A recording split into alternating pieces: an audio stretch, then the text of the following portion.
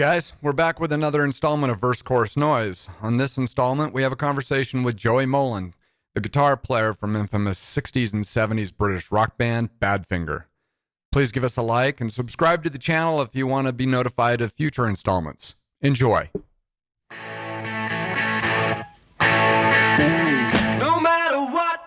This is Mike Galaxy. Welcome back to another installment of Verse Chorus Noise. On this installment, we take a spin with No Dice, the second studio album by the British band Badfinger. Third studio album if you include their first release under their earlier name, The Ivies. The album was recorded at the famed Abbey Road Studios during the spring of 1970 and released later that year in November.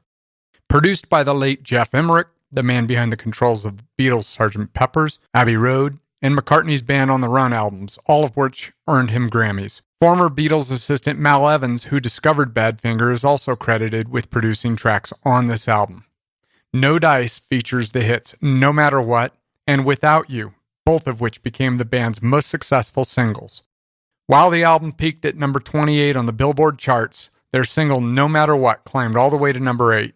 Although their single Without You didn't chart, Harry Nilsson would take his rendition all the way to number 1, and it became a hit once again by Mariah Carey in 1994. Without You is Badfinger's top-earning song to this day. No Dice is the first album to feature guitarist Joey Molland. I recently caught up with Joey. Well, I first met Badfinger through a friend of mine, Billy Kinsley. He'd heard about the bass player leaving the Ivies, as they were called at the time, and Tommy, the guitar player in the band, decided he was going to play bass, and so they started looking for a guitar player. And also they were looking for somebody who played a bit of rock and roll music. They wanted to get back to being a rock and roll band like they'd been in Swansea when they were young. So they got in touch with me through Billy and asked if I'd come down and audition. They were working with the Beatles and signed to Apple Records at the time, which was quite an attractive proposition, you know what I mean? So I went down to see them and auditioned, played a couple of songs, and it was all good. So the next thing you know, we're rehearsing songs and getting ready to go in and record. They'd already recorded the Come and Get It song before Ron left the band, so that was already in the can. But we needed more songs for the record. And the first thing we did was No Matter What. We did it over at a small studio in London. I think Delane Lee it was called. No Dice was done, recording-wise, was done predominantly at Abbey Road Studios. We were working with Mal and Mal Evans, and Geoff Emerick was the engineer. We worked in the big studio. I'm sure you've all seen it in Beatle films and stuff, with the stairs going down the side there, and the actual control room was up in the air, about 30 feet above us. So anyway, they allowed us to set up as a band, in a regular stage lineup, and then they just screened us off. It was a lot of fun. I mean, we were pretty relaxed. They treated us like we were already famous or something, and we weren't. We were just a kind of little band. So it was all very comfy. Without You, we actually put together in the studio. It was 2 songs, and we joined them together, a little bit of guitar. The first song was actually No Matter What. Pete had written it recently. Great little tune, we thought. We played it pretty good, and we gave it to Apple. They weren't really impressed, I don't think. And they had us, record more and more songs. Down the old gray wall, be a part of it all. We did, the No Matter What song. We didn't really think it was kind of a hit song or anything. We just recorded it. We thought it was a good song, good little number. And the same with Without You. We put that together in the studio, recorded it, and forgot all about it. It wasn't until Harry Nilsson recorded it. It turned out to be a big hit song, a huge song. Won the Song of the Year in England. I can't live.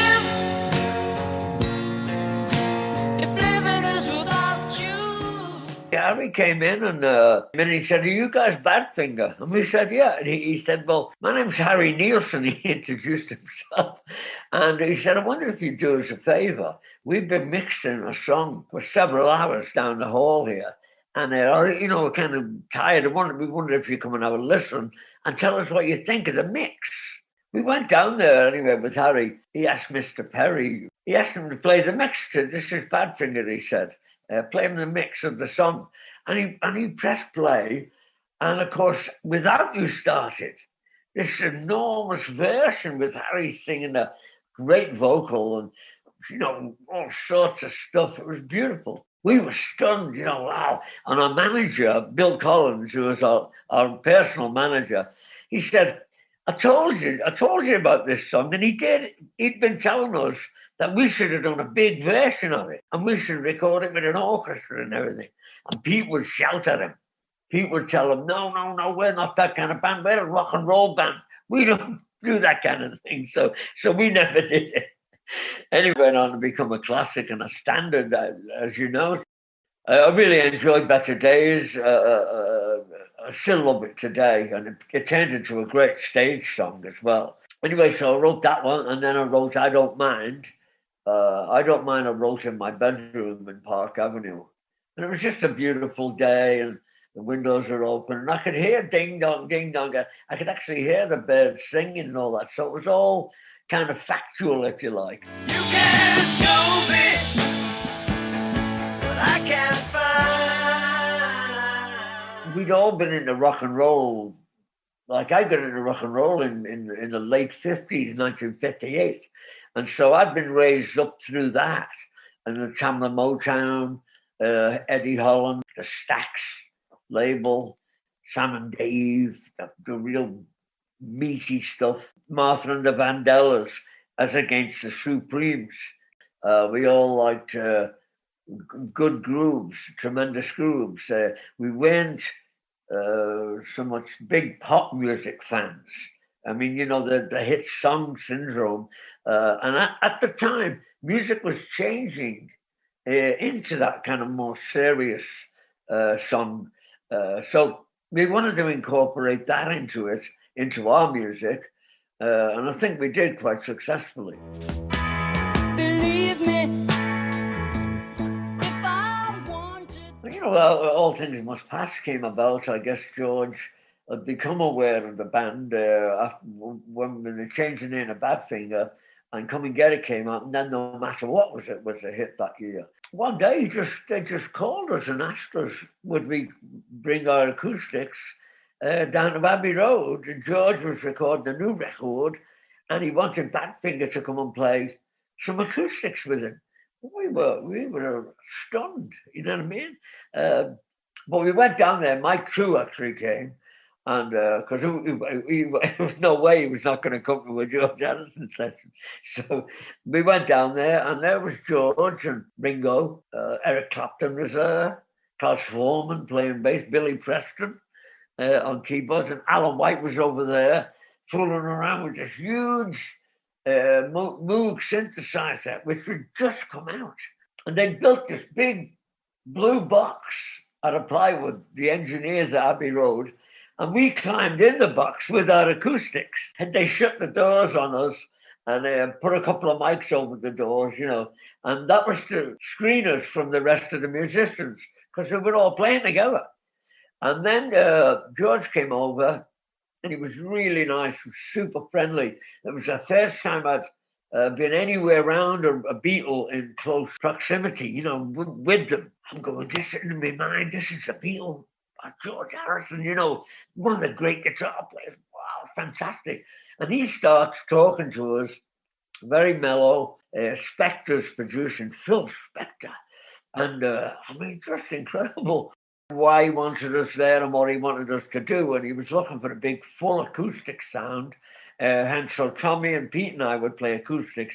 Mike could go over with Ringo and play some tambourine or some maracas, Every time we did a new song, he'd come over and sit with us and we'd play it and learn it. And he always had his songs arranged, They were always complete and the arrangement would be definite. And so we'd learn it pretty quick. We played all the same clubs, grew up in Liverpool, heard the radio in Liverpool, we knew all the old songs that he knew. The Carl Perkins, Chuck Berry, Elvis, all of those things. We knew them. And so we knew the form of his songs, because you write where you come from. It was very exciting to, Eric Clapton would be there practicing his slide, working like My Sweet Lordo. That's us playing the guitars, right? And to see him doing that day, and he was there every day. They were great pals. George had a lot of admiration for Eric. And, Eric was constantly turning George on to things about the guitar that George had never thought of. There was all the great camaraderie of it. Billy Preston would make you feel good just by smiling at you. He had the big 100-watt smile, they call it. And man, could he play the piano. Wow, could he play.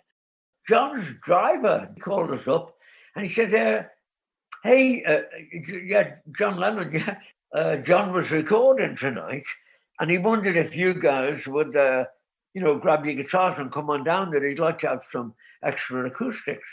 And he also had Spectre producing. He was doing the Imagine album. And of course, going down to John, he'd come down to his house and record in his house. So we said, of course, we'd do it. And only Tommy and I were there. It was really the height for me. I've got a new album out right now. This is what I'm doing now. Got a new album out. It's called Be True to Yourself, produced by Mark Hudson, who did all those Ringo records and the Aerosmith and Ozzy Osbourne and all those people, Grammy winner. It was a great treat to do it. It really was a treat. Julian Lennon came and sang on it. Mickey Dolenz came and sang with me. Jason Sheff from Chicago. Steve Holly played drums for me. Steve from the Wings band, Paul McCartney. Just incredible players from New York City and Los Angeles. The records come out on October 16th. Great reviews all over the world. It's really very exciting, man. Yeah. No matter where you go,